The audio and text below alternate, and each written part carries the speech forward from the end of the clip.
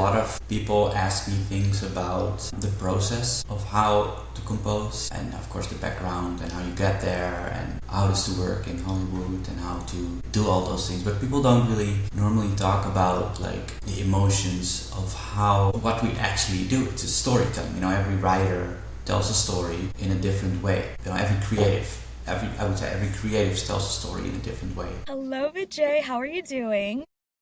Pretty good. Thank you for having me. Oh my gosh, my pleasure. For those who do not know, Vijay is a music composer who has a gift for seeing the world through someone else's eyes. I'm very intrigued by that. I saw that in your bio on IMDb. What was your entrance into the world of music composition? Oh, well, I think it started very early. So I grew up in the Netherlands, and the first time my parents took me to a concert or kind of a musical. I was very young. It was in Amsterdam, and they took me to Porky and Bess, the Gershwin musical, and of course I didn't understand any of the real subtext, but the music that spoke to me, and that was one of the first times I was like, yeah, this is really amazing. And of course I grew up with all the movies in the 80s, and yeah, at a certain point I was like, yeah, this is what I want to do. So I was always playing music in elementary school, and then I went into musical theater, and then studied music in Holland, and then I came to LA to study film scoring at USC, and I'm still here. That's kind of a really short summary. So it's always been about the music. Yeah, I can tell there was like no other career path for you, like ever. No, I mean, I kind of, I was thinking about, after high school, I was like, I'm going to go into music, or the other thing I wanted to do was aerospace engineering, so it's a whole different thing, so it's going to be like, am I going to build rockets, or am I going to, score cartoons? So that's what it kind of came to.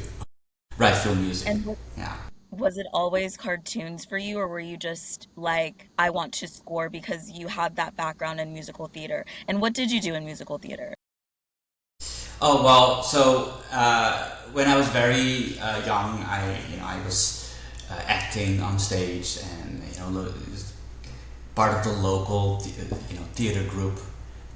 So I did that a lot, and then that kind of changed into composing music for it. Was still all like amateur level in the beginning, but then after years it became into more like professional and into bigger stage shows, and like eventually into big stage shows for TV, and so for live performances and musical theater.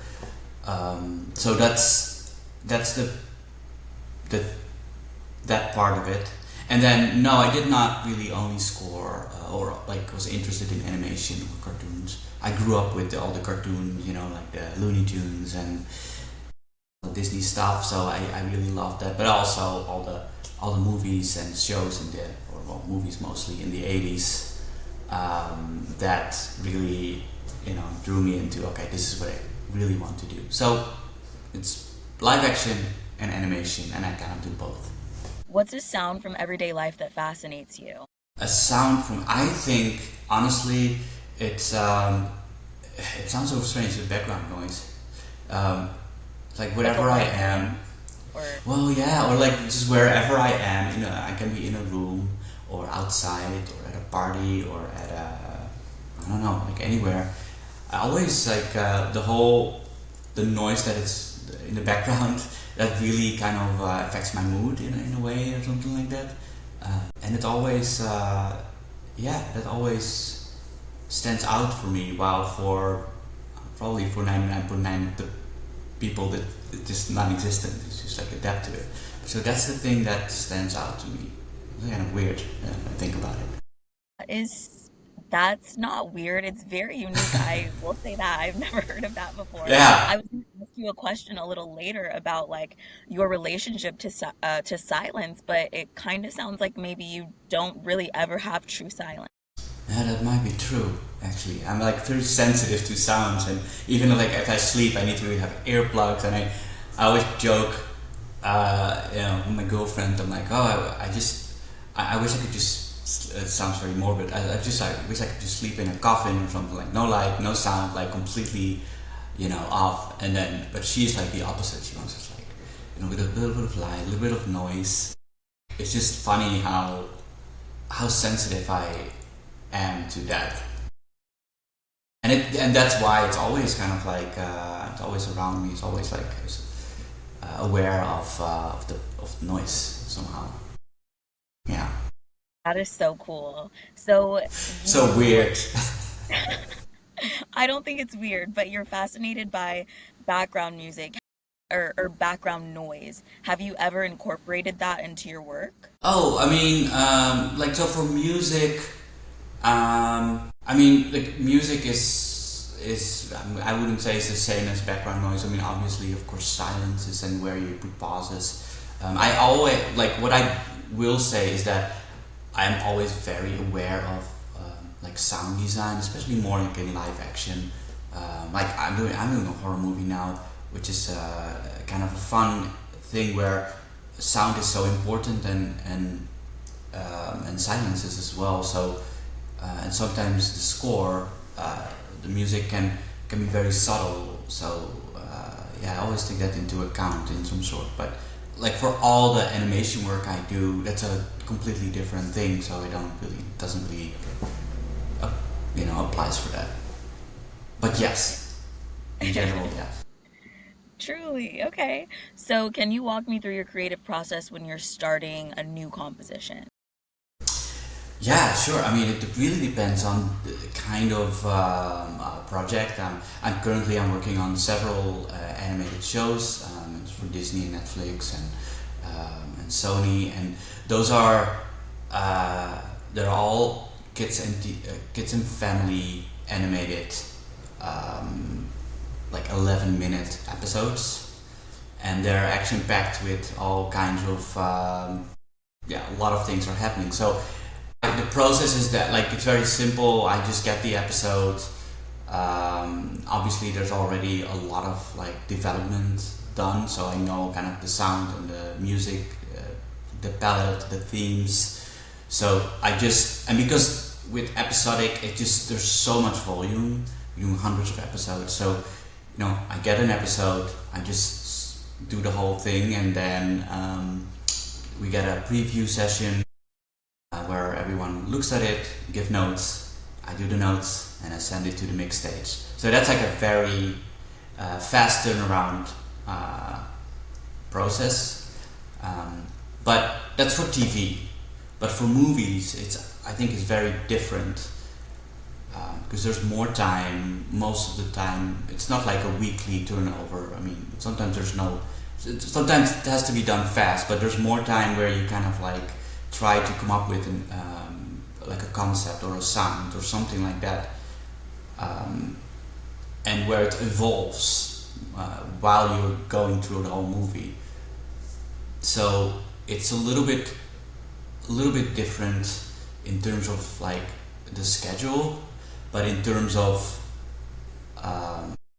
like even with shows, I still have to have in the beginning need to come up with like a palette. So you do a lot of like research and try a lot of things, and once you have a good idea, which is most of the time the most difficult thing anyway, after that it's going to be easier because I know I have a great idea, and that's the hardest part of starting. It's really difficult because there's nothing most of the time. Right. You just start with a blank canvas and then you're like, okay, I have to come up with something unique or something cool. I don't know if that answers your question. Yeah, the basic thing is the same. Come up with an idea and execute. What is a project you worked on where you had to adapt your style significantly, and then how did you handle that challenge? Well, I always try to find challenges in every project I do because that's kind of for me the fun. So of course there's certain things I'm good at, or like I have like a lot of experience in like some sort of genres, I would say. But still within that, I need to find some unique things, at least for myself, to make it interesting. So for movies, especially live action, it's a little bit more different because then you truly have like a clear, a clean canvas to come up with something unique. I always try to come up with something unique. Right now, again, for this movie I'm working on, it's I'm kind of like in the beginning phase, and it's hard to come up with new things. But I am very I like doing research a lot. I like to go in all the corners of the internet to find the most obscure music I can find, and seek for things that are really like strange, almost like folk music in the middle of the jungle or something like that. Or I just try to listen to not mainstream things to just get ideas. Yeah, and then for all the animation things, most of the time they just want like orchestral, like more conventional kind of music, which fits the animation. It's two completely different things. But I like to do my research. Yeah. And it sounds nice that like you don't get stuck in a particular type of genre of work.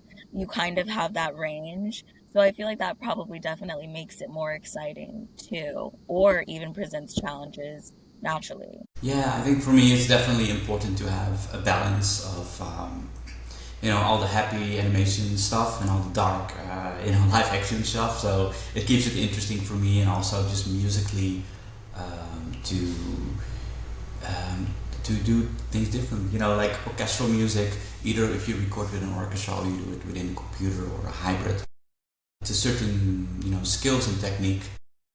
But then if like for live action, I try to incorporate more like electronic music, which is a very different kind of type of creating music. It's more like since this MOOC here behind me, and it's more like literally with your hands and trying to find sounds and to listen and like, oh, this is kind of cool, and tweak it. While with orchestral music, it's really writing the traditional writing of orchestral music. It has certain rules and certain things to make it sound nice, and it's all technical but in a different way. And also I feel it's almost like using your brain in a different way. And for me it's very important to not stick with one genre, but do all kinds of things. And I've been doing that my whole life, in working on like in every all kinds of different genres.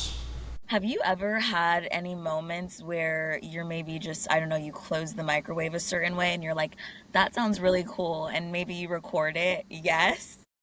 Yeah, I did a movie a few years ago. It was like a big uh, adventure family live action movie, and in Europe. And I have I needed a theme for the villain. And I love coffee, and I have all different kind of coffee machines, and I have my Keurig machine makes kind of a weird sound after I push the coffee in. And one day I was like doing that. I'm like, oh, this is a kind of a weird melody. So I used that as my inspiration. It's in there. It's not actually the coffee machine itself, but it has like its weird like hum melody that it makes. That is so So cool. yeah, and every time I tell people that, they're like, "What?" They don't believe it, and then I'll show them and like, "Oh yeah, yeah, That's so cool. Do you have a yeah." piece that's particularly meaningful to you? um, um, what do you mean, like in general? Yeah, or even I was like listening on your website too, which I thought was really cool. It showed a lot of really cool range. So I'm like, I wonder if there's anything from any of this work or any other work where you're just like, that resonates with me because of something. Or maybe it reminds you of someone. Well, it's so difficult. I always try to, put, especially with drama, and trying to put all of myself into the music. And there was one project I did. It's called The Power of the Heart, which is a documentary, and that was very powerful with real stories. And yeah, there were some pieces in that where Also when it was like I made that 10 years ago, but while I was making it, it was like also a difficult time, like in my private life. So it was very stressful. It was all kinds of things were happening, but I think you can hear that back into music. So I kind of used that to express in the music. So music is an expression, and it's a good way to almost therapeutic, almost to have your all the things you go through to put that in the music. Yeah, it's one of the best music I make. When it's like really I don't know, when you're going through stuff or something, and then you put it in there, and then it somehow works. It's like I think it's just like every writer or actor or anyone who's having some sort of an making art. Everyone has that. Yeah, you're so right. I feel like a lot of the times that I'm really experiencing it right now, where I'm allowing the things around me to like work for me through my art. And it is really Yeah, therapeutic. yeah, because it's real, and it's really and if I don't feel it, then how can someone else feel it? So sometimes I want to really, if I write music and it's more like serious or something like that, and I really need to feel that emotion for myself almost. So yeah, yeah. 1000%. Are there any musical traditions that have influenced your work? Um, well, I have a very broad musical taste, I would say. I grew up with a lot of jazz and classical music, and then of course all the film music. Uh, again, all the Spielberg and the John Williams music. That like every composer loves. Um, but what I said before. When my parents took me to Gershwin, Porky and Bess. I mean, I think that's where I was like, yeah, classical music blended with jazz.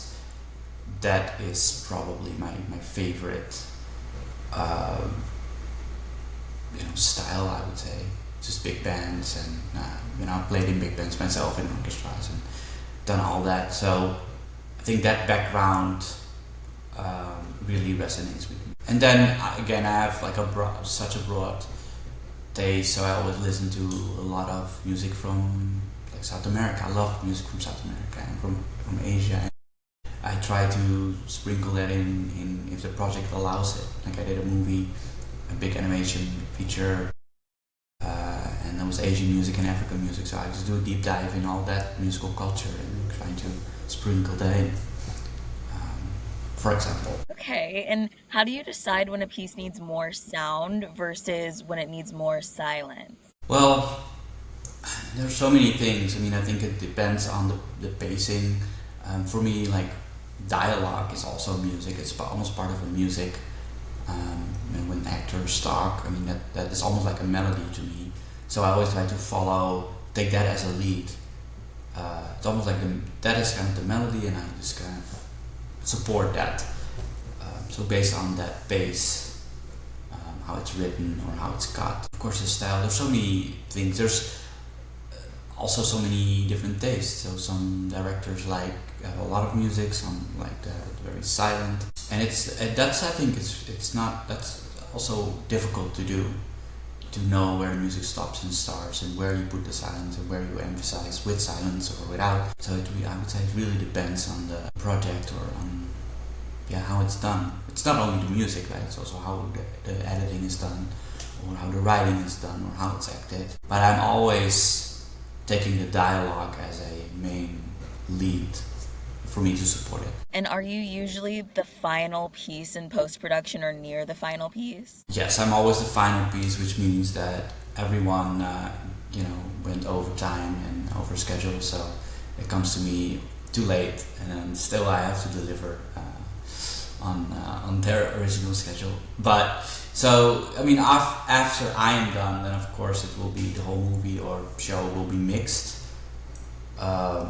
So I'm not like the final part of it, but I guess almost. Yeah. Yeah, I figured that that made a lot of sense just because imagine like something getting edited out and then it kind of it would affect the entire movie. Yeah, and sometimes it happens, especially with live action. But yeah, where the edit keep changing even after I'm till the end. But then the music will be fixed. Or but yeah, I think most of the time I'm the last person, and then goes to the mix. And sometimes I get a phone call like, oh, can we change this and that, and then we'll do it. Yeah. Yeah. So, as you were saying earlier, you have had an incredibly diverse year doing Super Kitties, Minis, Bow Tunes, Dr. Seuss's Horton, and Kindergarten the Musical.